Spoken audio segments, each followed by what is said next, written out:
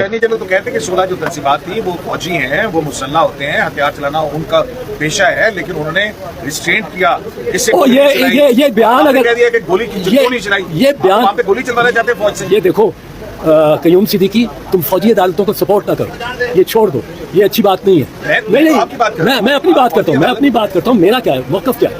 वो attorney general कह रहा था कि हमारा फौजी जो है वो एकदम गोली मार देता है, हमारा फौजी वो तो देखे बगैर गोली मार देता और चल पड़ता, कुछ हो रहा हो ऐसे बलवा हो रहा हो।